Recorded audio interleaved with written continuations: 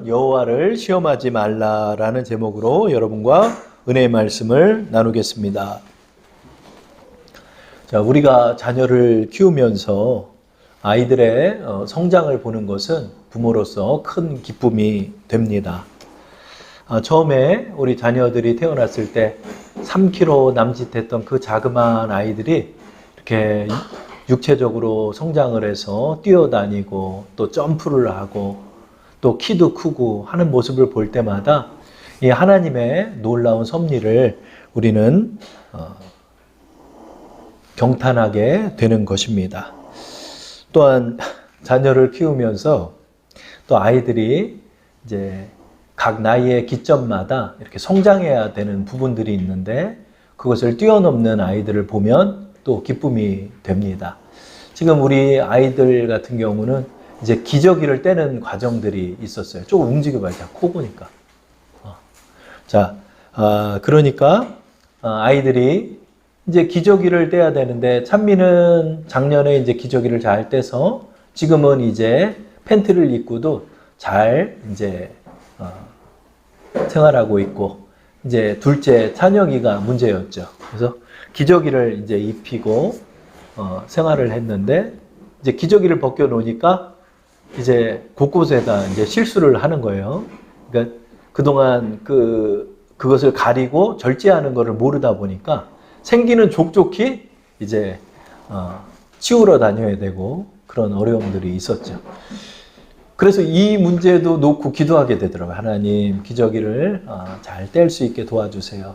스스로가 그걸 인지하고 절제하고 변기까지 달려가서 그렇게 일을 보게 해야 되는 문제가 있더라고요. 근데 그것도 부모의 힘으로 어떻게 할 수가 없었어요. 그런데 하나님 앞에 기도하고 그렇게 나가다 보니까 이제 점점 실수가 줄어들고 이제 팬티를 또 입고 이렇게 생활할 수 있게 되니까 그렇게 각 기점마다 성장하는 모습을 보면 참 감사하고 기쁜 그런 마음이 듭니다. 그런데 또 아이들이 성장하면서 또 다른 부분에 대한 문제도 발생하는 것을 보게 됩니다. 아이들이 자아가 점점 성장해 나가면서 이제 아이들의 교육 문제가 또 발생하게 되는 것입니다. 아이들이 점점 이제 부모에 대한 요구가 많아지고 또 내 뜻을 관철시키려 하는 고집도 이제 부리게 되고 그러다 보면 이제 부모에게 짜증과 원망을 부리는 일들이 점점 잦아지는 것을 봅니다. 이 부모가 나의 심기를 건드렸다라고 생각하고 또 나를 불편하게 만든 게 또 부모라고 생각해서 이 부모에 대해서 짜증과 원망의 대상으로 삼고 투정을 부리고 때를 쓰고 또 고집을 피우는 우리 자녀들의 모습을 또 보게 되는 것입니다. 부모로서 또 한편으로 성장해야 하지만 또 한편으로 배워야 하는 것이 있다는 걸 보게 되는 것입니다. 이런 부분에 있어서 부모로서 이 자녀를 견책해야 하는 문제가 있는 것입니다.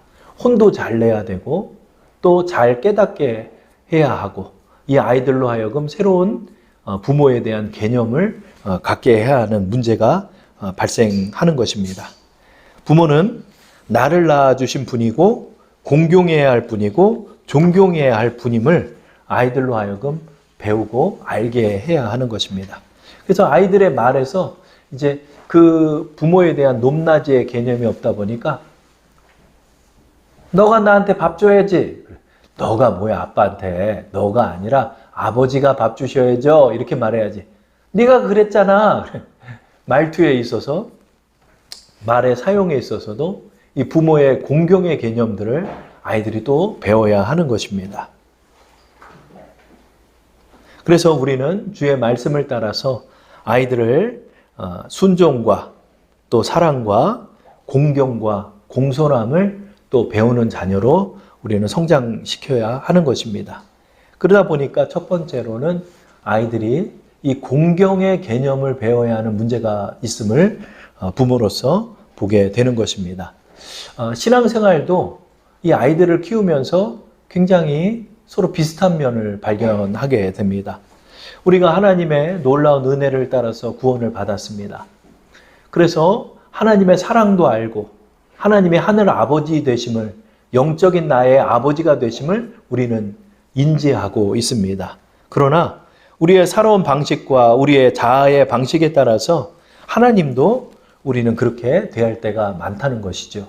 그래서 우리 하나님에 대한 경외의 개념을 갖고 있지 않다 보니까 하나님을 내가 원하는 방식대로 대하는 것을 우리는 알게 되는 것입니다. 나의 방식대로, 또 내가 생각하는 대로 하나님을 그렇게 여기고 하나님을 그렇게 대하는 것입니다. 그러다 보면서 우리의 기도에 응답하지 않는 하나님께 짜증을 부리기도 하고 원망을 삼게 되고, 또 내 기도가 왜 응답되는지에 대한 원인을 발견하지 못한 채 신앙에서 표류하는 성도들을 우리는 발견하게 되는 것입니다. 그 구원 이후의 문제, 오늘 저는 이 말씀을 여러분과 나누려 합니다. 나의 신앙이 표류하는 문제가 무엇일까요? 기도의 시간이 부족하기 때문일까요? 그렇지 않습니다. 개념을 배워야 하는 것입니다. 신앙 안에서 우리 자녀들이, 우리 육신의 자녀들이 부모를 배우는 것처럼 우리의 영적인 하늘 아버지의 높으심과 또 그분을 경외할 분이심과 그분을 신뢰할 부분임을 우리는 배워야 하는 것입니다. 그래서 하나님께서는 우리에게 때로는 기도에 응답을 안 해주실 때도 있고, 때로는 우리가 큰 우울을 당하게 될 때도 있고, 때로는 우리가 고난을 당할 때도 있는 것입니다. 그러나 이 개념에 대한 것을 모르다 보니까 그냥 내가 대하고 싶은 대로 또 하나님을 대하는 것입니다. 신앙생활에서 하나님은 분명히 나를 견책하고 무엇인가를 나에게 가르쳐 주려 하는데 나는 그 문제가 또 발생했기 때문에 또 하나님을 원망하는 것입니다. 하나님, 왜 나한테 이런 문제가 됩니까? 내 생활 속에서 왜 이렇게 돈벌이가 안 됩니까? 내가 이렇게 열심히 했는데 왜 일이 꼬입니까? 또 그 문제를 가지고 하나님을 원망하는 것입니다. 이런 신앙 안에 있다 보면 신앙의 원인을 발견하지 못한 채 계속해서 표류하고, 그러다가 또 하나님과 멀어지는 성도들을 우리는 보게 되는 것입니다. 그 문제가 무엇일까요? 하나님께서 분명히 우리를 다루실 것이 있다는 것입니다. 우리는 이것을 배울 때 신앙이 성장하는 것입니다.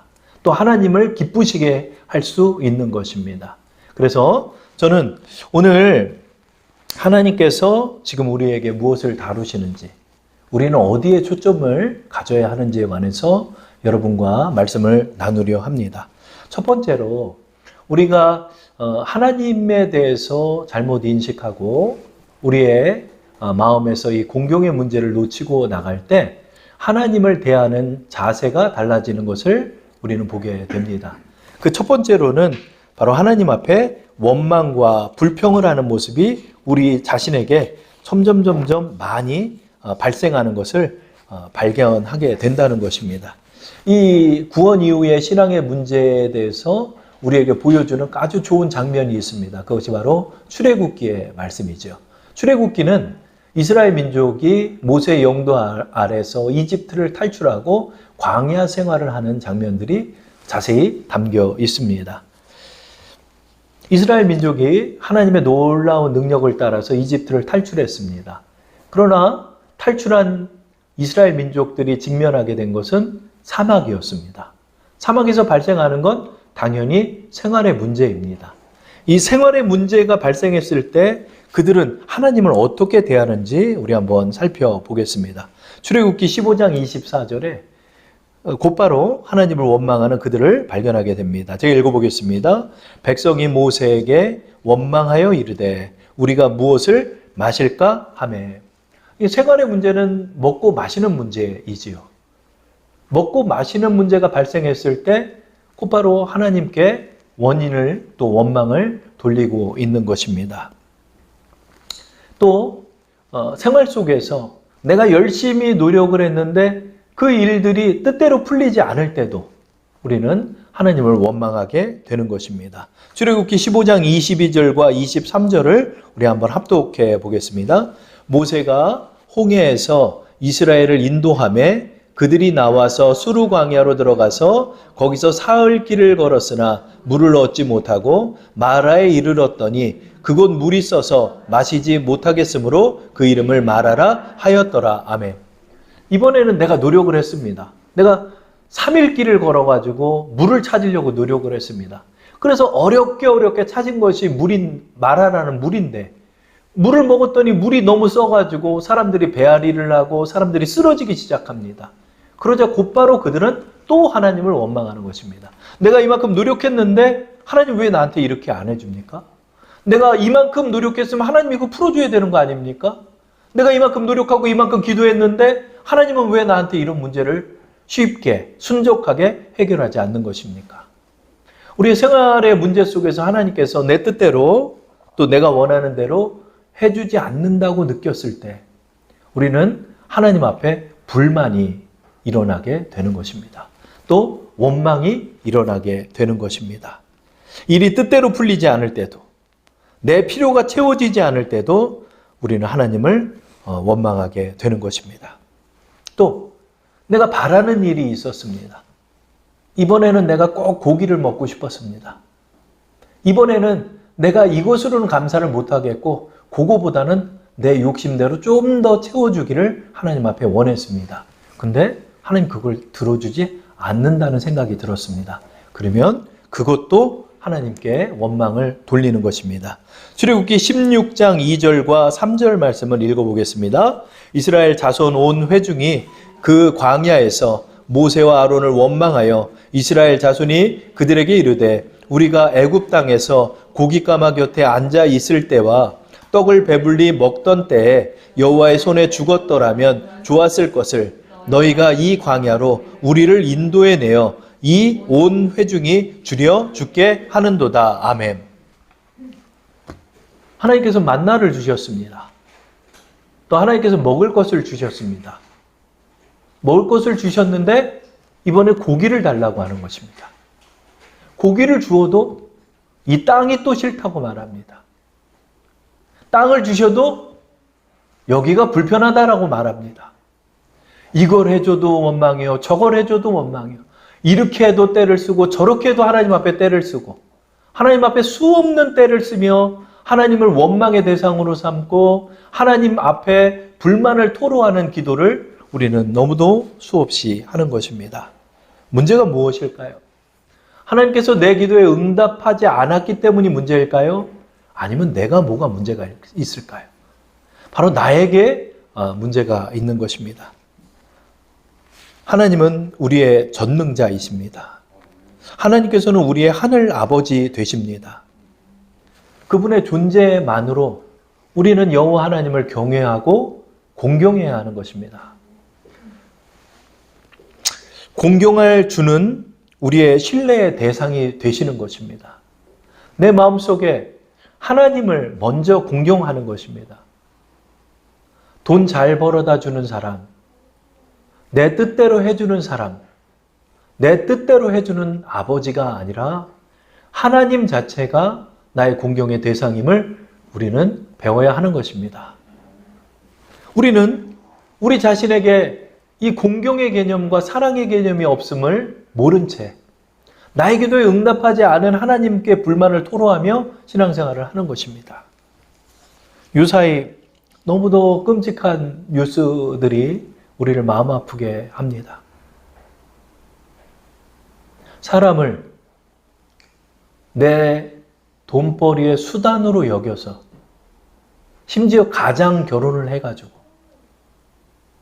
너무도 잔혹하게 사람을 이용해 먹고 그 사람에게 빼먹을 수 있는 것은 모든 걸 다 빼먹고 심지어 죽음에 처하게까지 하는 우리는 잔악무도한 인간의 본성을 보게 되는 것입니다. 그 사람은 나에게 5천만 원을 벌어줄 사람이고 이 사람은 나에게 3천만 원을 벌어줄 사람으로 사람은 사람을 수단으로 보고 사람은 사람을 나의 필요의 목적으로 보고 있는 것입니다. 얼마나 잔악무도합니까? 여러분, 우리는 하나님을 어떤 하나님으로 여기나요?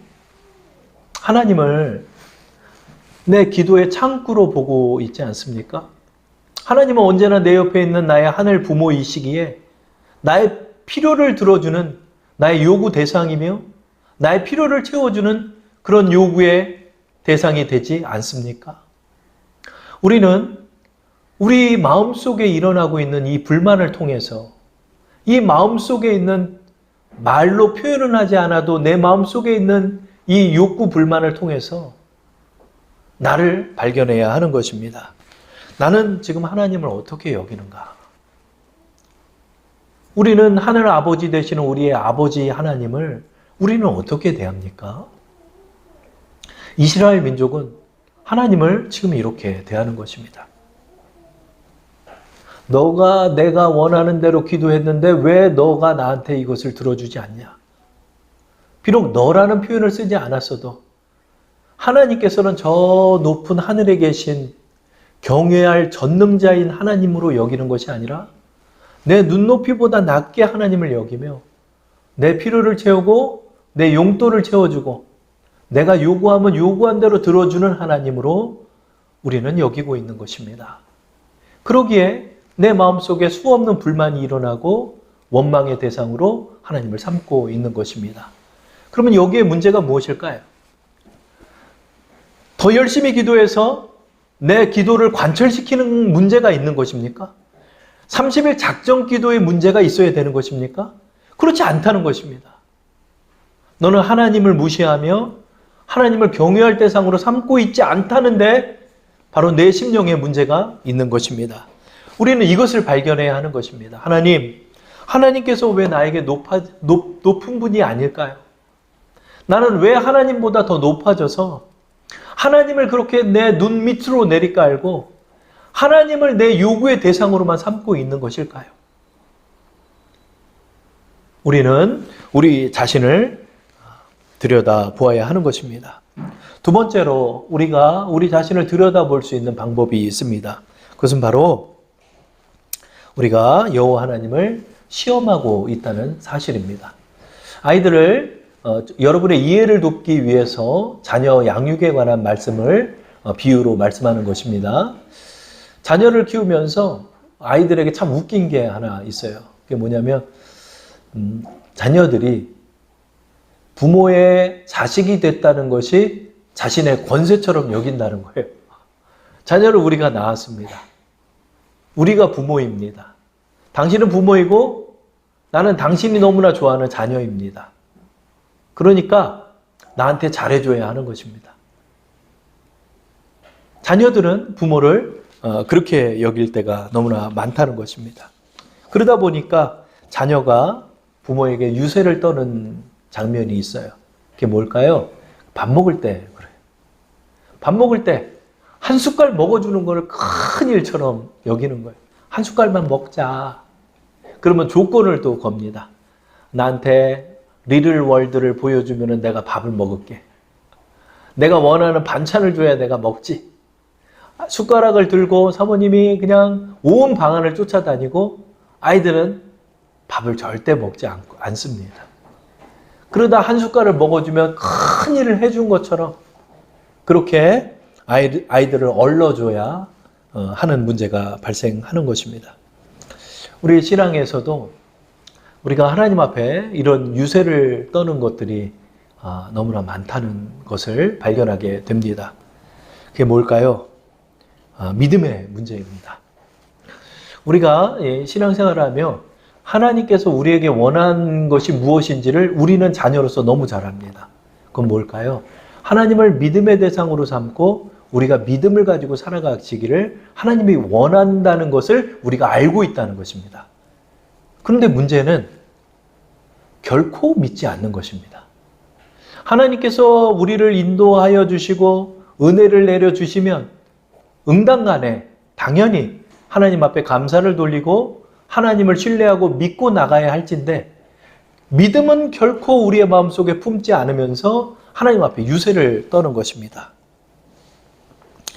그러면서 하나님을 시험해 보는 것입니다. 하나님이 과연 우리에게 그것을 해줄 수 있는가 이렇게 여기는 것입니다. 출애굽기 17장 7절에 이 말씀을 담고 있습니다. 우리 출애굽기 17장 7절을 다 함께 합독해 보겠습니다. 그가 그곳 이름을 마사 또는 무리바라 불렀으니 이는 이스라엘 자손이 다투었음이요 또는 그들이 여호와를 시험하여 이르기를 여호와께서 우리 중에 계신가 안 계신가 하였음이더라. 아멘. 하나님 앞에 요구하고 간구할 수 있는 기도가 있는데 마음속에는 절대 믿지 않으면서 하나님 앞에는 기도를 하고 있는 것입니다. 어떻게 기도하냐면 나한테 물 좀 주세요. 이 메마른 광야 땅, 이 사막 땅에서 과연 하나님이 그걸 할 수 있나 없나 기도해 보는 것입니다. 17장 7절 하반절에 그들의 마음을 표현하고 있습니다. 그들이 여호와를 시험하여 이르기를 여호와께서 우리 중에 계신가 안 계신가 하였음이더라. 절대로 마음으로 믿지 않으면서 기도를 하는 것입니다. 절대로 마음속에서 내 마음속에 믿음을 취하지 않으면서 하나님을 시험하는 것입니다. 하나님, 이거 한번 들어주세요. 이 기도가 하나님을 절대적으로 신뢰하면서 하나님을 믿으면서 하나님 앞에 기도하는 것이 아니라 그들은 과연 이것을 하나님이 우리에게 들어준다면 하나님이 계신 거겠지 라고 생각하면서 기도해 보는 것입니다. 그러나 하나님은 그 기도도 응답해 주십니다. 물이 없을 때 물을 주시고 먹을 것이 없을 때 만나를 주시고 고기 먹고 싶다고 할 때 또 고기를 불어다 주시고 하나님은 끊임없이 그들에게 주시지만 하나님이 그렇게 주셨으면 하나님의 전능하심을 인정해야 할지인데 하나님의 전능하심을 우리의 삶 속에서 인정하지 않은 채 믿음을 내 마음속에 상정하지 않은 채 그들은 말하고 있는 것입니다. 기도하고 있는 것입니다. 하나님, 우리 중에 계신가 안 계신가? 나는 믿지는 않겠습니다. 라고 말하는 것입니다. 시편의 제자는 계속해서 그들의 마음속의 완악함을 우리에게 지적하고 있습니다. 이 모든 것이 바로 하나님께 범죄하며 하나님을 시험하고 있는 사실들입니다.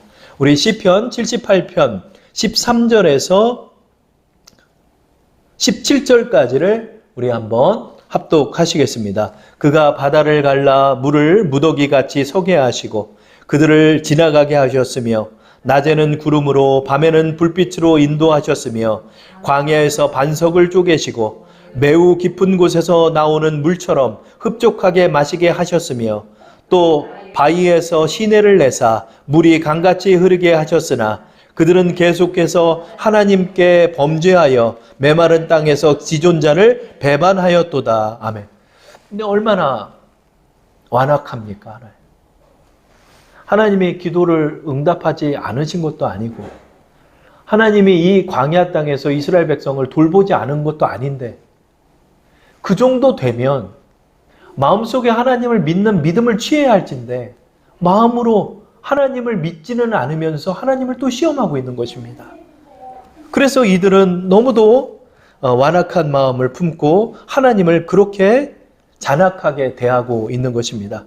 78편 18절에서 20절까지를 우리 또 한번 합독하시겠습니다.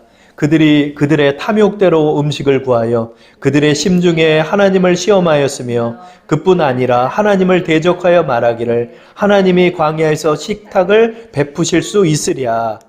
보라, 그가 반석을 쳐서 물을 내시니 시내가 넘쳤으나 그가 능히 떡도 주시며 자기 백성을 위하여 고기도 예비하시랴 하였도다. 아멘. 18절에 말합니다. 그들이 그들의 탐욕대로 음식을 구하여 하나님께서 만나를 40년 동안 하루도 끊기지 않고 먹게 하시면 거기다 욕심을 또 내서 다른 음식을 달라고 하나님 앞에 구하고 하나님이 하나님 앞에 그렇게 구하면서도 마음속으로는 이 광야 땅 어디에도 고기 한 점 없는 이 땅에서 과연 하나님이 우리 200만 명을 고기로 먹일 수 있나 보자 하며 기도하는 것입니다. 그것이 바로 20절에 나와 있습니다. 그가 능히 떡도 주시며 자기 백성을 위하여 고기도 예비하시랴 하였도다. 예비하시겠냐 이런. 과연 여기서 하나님이 나에게 고기를 예비할 수 있겠냐? 근데 하나님은 고기를 예비했습니다. 한 달 동안 입에 물릴 정도로 메추라기 고기를 먹게 하셨습니다. 그러나 그들은 여전히 마음속으로 하나님께 감사와 하나님을 신뢰함과 하나님을 공경함이 아니라 하나님을 배반하고 하나님을 대적하면서 우리 하나님을 대하고 있는 것입니다. 19절에 그뿐 아니라 하나님을 대적하여 말하기를 하나님의 광야에서 식탁을 베푸실 수 있겠으랴 이렇게 말해요. 과연 여기서 하나님은 우리를 먹이겠냐? 이것이 무슨 마음입니까? 절대로 마음속에 믿음을 취하지 않는 것입니다. 못된 거죠. 이 못된 마음을 가지고 하나님을 그렇게 대하고 있는 것입니다. 18절에도 말하죠. 그들이 그들의 탐욕대로 음식을 구하여 그들의 심중에 하나님을 시험하였으며 그들은 믿음을 취하고자 하나님 앞에 기도한 게 아닙니다. 하나님을 시험해 보는 것입니다. 절대로 믿음의 안방으로 들어가지는 않으면서 믿음 곁밭 문지방에 서서 하나님을 간보고 있는 것입니다. 여호와가 과연 광야에서 우리에게 식탁을 베풀 수 있겠냐? 하나님이 식탁을 베풀어 주셨습니다. 만나를 매일 아침에 주셨습니다. 언제나 만나를 먹어서 튀겨 먹고 구워 먹고 삶아 먹을 수 있는 아주 맛난 음식을 주셨습니다. 그 음식을 주자 이번엔 욕심으로 또 기도합니다. 이번엔 고기 좀 한번 먹여봐 주십시오. 하나님 앞에 고기 먹여달라고 또 기도합니다. 그래서 하나님께서는 고기를 먹일 수 있게끔 동풍을 불어서 이스라엘 민족이 먹고도 남을 만큼 입에 물려서 더 이상 못 먹을 만큼 턱이 아파 씹지 못할 만큼 하나님께서는 그 고기를 주셨습니다. 그러나 그들은 감사하지 않습니다. 믿음이 없이 사는 신앙인들, 결코 마음에 주를 믿으려 하지 않는 신앙인들, 그들은 주께 범죄하는 것입니다. 우리는 삶 속에서 얼마나 많이 주를 시험합니까? 얼마나 많이 원망하고 얼마나 많이 주를 의심합니까? 하나님께서는 우리에게 말씀합니다. 너가 이런 신앙을 견제하고 나가면 너는 광야에서 이스라엘 민족이 40년 방황한 것처럼 너의 신앙은 진보하거나 성장하지 못한 채 방황하게 될 것이다. 그러므로 여호와 하나님을 시험할 대상이 아니라 여호와 하나님은 공경할 대상이라고 우리에게 말씀하는 것입니다. 그 말씀이 바로 오늘의 본문 신명기 6장 16절과 17절에 담겨 있습니다. 우리 오늘 본문의 말씀을 다 함께 합독하겠습니다.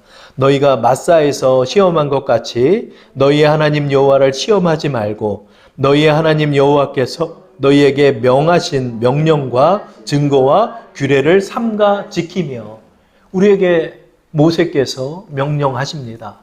하나님은 시험할 대상이 아니다. 하나님을 그렇게 여겨서는 안 된다. 너희가 그런 신앙으로 하나님을 대하고 나가면 너희는 이스라엘 백성이 광야에서 유랑한 것 같이 유랑하는 신앙 속에서 벗어나지 못한다라고 우리에게 말씀하는 것입니다.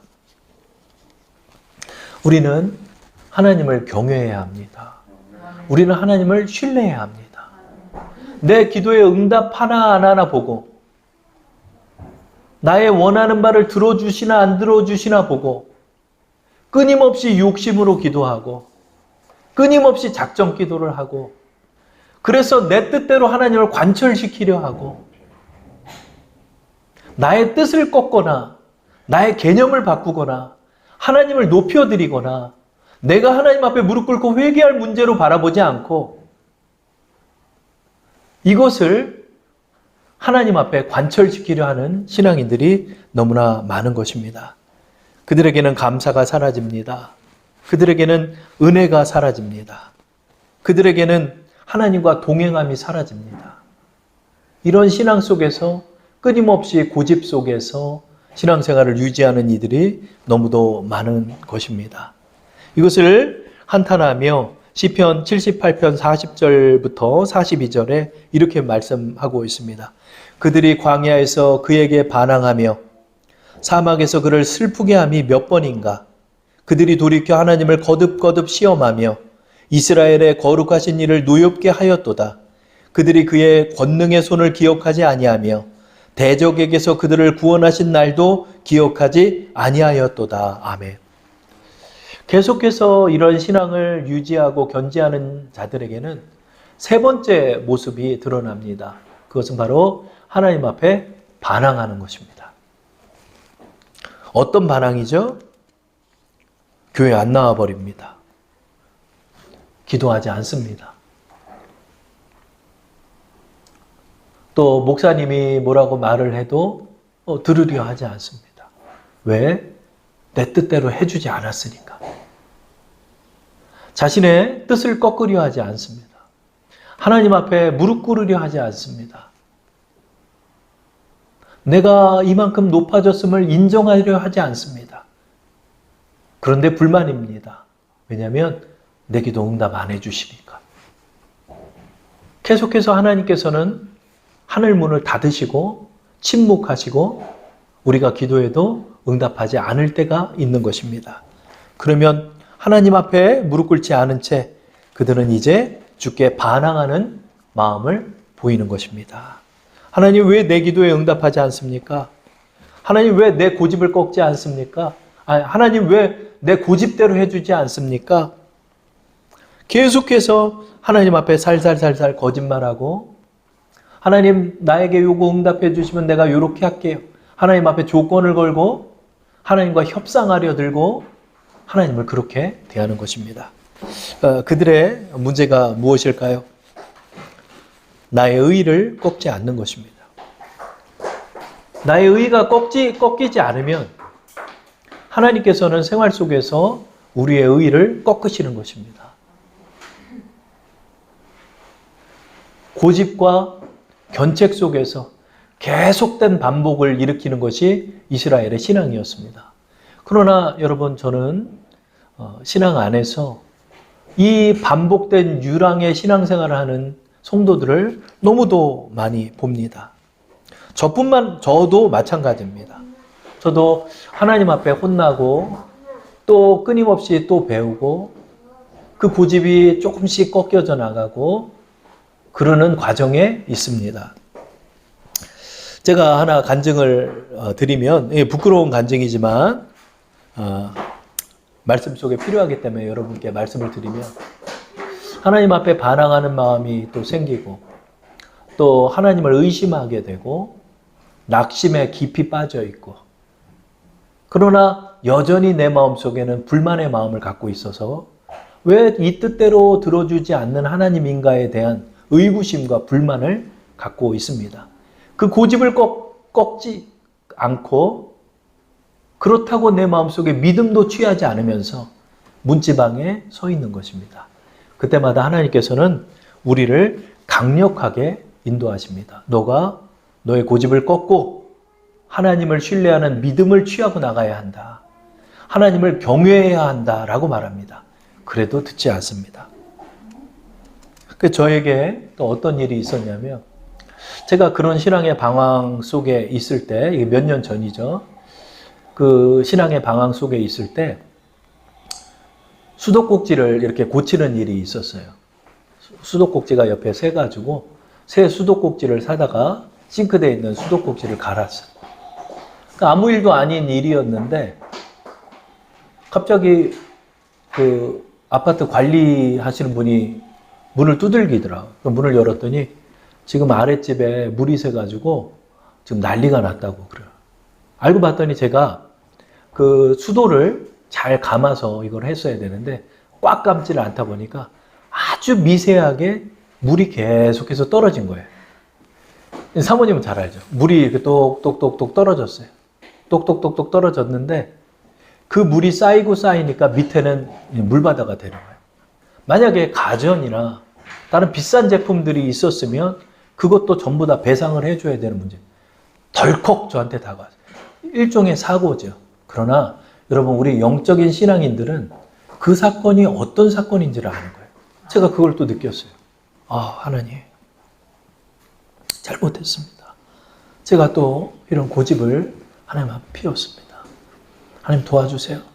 그래가지고 수도꼭지를 다시 장다가 그 수도꼭지를 했더니 물이 팍 터져가지고 온몸이 다 젖고 여보 이거 붙잡아! 그리고 저는 또 수도 잠그러 달려가다가 또 물바다가 되고 잠도 못 자고 물이 셀까봐 막 하나님 앞에 다시 회개하고 그랬더니 아랫집에서 보니까 위에 집이 애들이 있는 집 같은데 괜찮습니다. 그냥 벽지가 좀 젖었으니까 그냥 넘어갈게요. 또 이러는 거예요.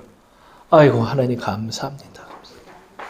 그러다가도 또 문제가 발생하니까 또 하나님 앞에 이 고집스러운 또 마음들이 또 일어나요. 그랬더니 독감 주사를 저는 미리미리 맞거든요. 독감 주사를 미리미리 맞고 예방을 해요. 왜냐하면 제가 감기 걸리면 애들이 걸리니까. 그래서 A형 독감 주사를 비싸게 3만 몇천 원을 주고 맞았어요. 우리 사모님은 건강해서 안 맞는데 저는 감기가 잘 걸려서 맞았어요. 그 주사 맞고 A형 독감 걸리고 아이들이 또 A형 독감 걸려가지고 사모님은 또 안 걸렸어요. 아이 둘이 독감 걸려서 한일병원에 갔는데 그 3살, 2살, 3살짜리가 링겔을 꽂고 있는데 마음이 찢어지는 거예요. 왜 이런 문제가 또 발생했을까? 하나님 앞에 기도했어요. 하나님, 왜 나는 작은 사건 속에서 하나님 앞에 자꾸 이렇게 고집을 피웁니까? 여러분, 제가 좋은 얼굴을 하고 있다고 해서 좋은 신앙인이 아닙니다. 여러분, 우리의 마음속에 그 고집과 아집들이 하나님 앞에서 얼마나 그런 일들을 많이 피우는지 몰라요. 하나님께서 또 깨닫게 하라.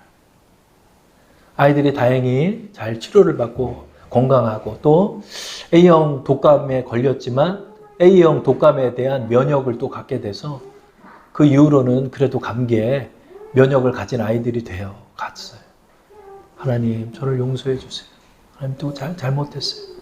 그러면서도 또 묘하게 삐뚤어진 우리의 마음이 있어서 에휴 내가 조금 마음이 돌아서도 하나님은 나를 또 혼내지 않을 거야 라는 또 마음을 갖는 또 어떤 일이 있었냐면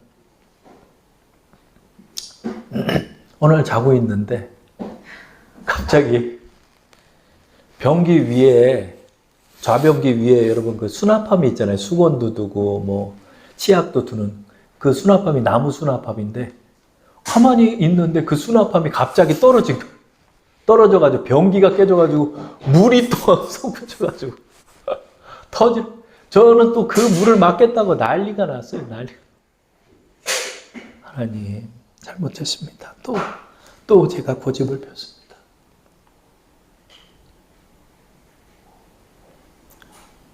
하나님 앞에 여러분 우리의 신앙생활을 보니까 어떤 과정이냐면 나의 의의를 꺾는 과정이에요. 나의 의의를 꺾는 과정이에요. 어제는 또 아는 친척분이 와가지고 지금 소송을 당해서 문제가 발생한 거예요. 하나님 앞에 고집을 피우고 있는 거예요. 신앙이. 제가 말은 못 드리지만 그런 어려운 일들을 겪으면서 또 코너에 몰리면서도 끝까지 하나님 앞에 낮아지지 않는 우리의 이 심령이 있는 거예요. 하나님 여러분 그렇게 다루는 거예요. 여러분 이게 기도원 가서 작정 기도할 문제가 아니에요. 그게 아니라 하나님께서 너를 보라는 거예요. 하나님 변기가 어떻게 이렇게 박살나나? 말도 안 되는 일이 일어나. 뚝 변기가 떨어져가지고 그 좌변기 거기가 쩍 갈라져가지고 물이 튀어가지고 난리가 난 거예요. 저는 그 물 다 뒤집어 쓰면서 그 새벽에 그걸 잠고 하나님 앞에 회개 기도를 또 드렸어요. 하나님, 이 송곳과 같은 이 부패한 심령이 여전히 여호와 하나님 앞에서 고집을 피우고 내 마음속에 하나님을 믿으려 하는 믿음은 취하지 않은 채 또 고집을 피우고 입을 닫고 있는 거예요. 기도는 한다 하고 새벽 예배는 드린다 하면서 그 속에서 결코 하나님 앞에 무릎 꿇지 않는 자들, 결코 나의 의의를 꺾지 않으려 하는 자들, 하나님께서 기어코 이것을 꺾기를 원하시는 거예요. 그 꺾여진 마음 속에 하나님을 진정으로 공경하는 마음을 품기를 원하는 거예요. 그것이 바로 겸손인 거예요. 하나님, 그러나 여러분, 제가 그 말을 전한다 할지라도 내 마음속에 겸손이 있는 게 아닙니다. 내 마음속에 이런 고집과 아집과 이 자아와 이 의가 하나님보다 높아진 우상이 되어서 하나님을 대적하고 하나님을 간보고 하나님을 시험해보고 하나님 앞에 반항하고 하나님 앞에 불평하는 자들이 바로 우리인 것입니다.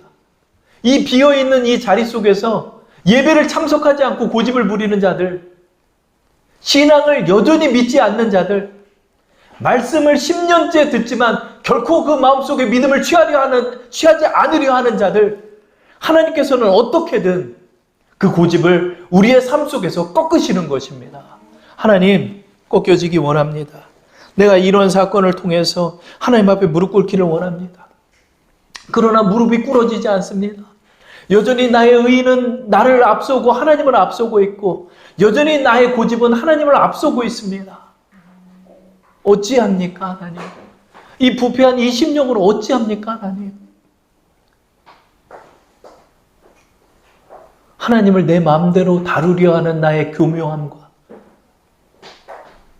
마치 하나님 앞에서 겸손한 척 하나님 앞에 떠는 그 위선들과 기어코 기도로서 하나님 앞에 관철시키려 하는 나의 작정 기도들과 하나님은 그럴 때는 기도하는 것도 원하지 않아요. 하나님을 바라봅니다. 하나님, 성령의 은혜로 나의 굳어져 버린 이 마음과 나의 굳어져 버린 이 고집과 아집들, 바벨탑과 같이 한없이 높아져 있는 나의 이 우상들, 나의 의의들, 하늘을 치달아 하늘을 꽂아버릴 만큼 높아져 있는 나의 이 기상들과 나의 이 의의가 주 예수 그리스도의 보혈 앞에 진정한 겸손을 취하며 나가기를 원합니다. 우리는 이 고백밖에 할 수 없는 것입니다. 오늘 하나님께서 여러분에게 말씀합니다. 너는 나를 경외하느냐? 너는 정말 나를 전능자로 여기고 믿고 신뢰하느냐? 아니면 네가 원하는 눈높이대로 하나님을 두고 네가 조종하고 싶어하는 너의 부모대로 나를 만들려 하고 너의 뜻을 이루어주는 나의 도구로서 하나님을 수단으로서 여기지는 않냐라고 우리 모두에게 질문하시는 것 같습니다. 아마 이 질문 속에 누구도 빠져나가지 못할 것 같습니다. 우리의 신앙에 서 있는 자리가 지금 이 자리입니다. 하나님께서는 여러분에게 은혜 주시길 원하고 여러분을 또 찾아오시고 사랑으로 또 덮어주십니다. 그 사랑의 주님을 사랑스럽다고 내 맘대로 대할 것이 아니라 하나님을 나의 높으신 분으로 여기며 그분을 나의 신앙의 대상으로 삼고 그분의 뜻을 따르는 우리 주사랑 성도 되기를 축원합니다. 우리 시간 함께 기도하겠습니다. 오늘의 찬양의 우리의 특송의 가사처럼 온유한 주님의 음성이 여러분의 귀에 오늘도 속삭이고 있습니다. 주님은 결코 여러분을 강압적으로 누르거나 압박하거나 겁박하여서 여러분을 맹종의 대상으로 삼는 것이 아니라 여러분의 뜻을 자발적인 의도로 회개하기를 원하고 그 자리에 하나님을 하나님으로 여기는 마음을 심기를 원하시는 것입니다. 우리의 마음을 열고 우리 주님을 영접하는 우리 모두 되게 해달라고 이 시간 다 함께 통성으로 우리 회개기도 드리겠습니다. 하나님 감사합니다.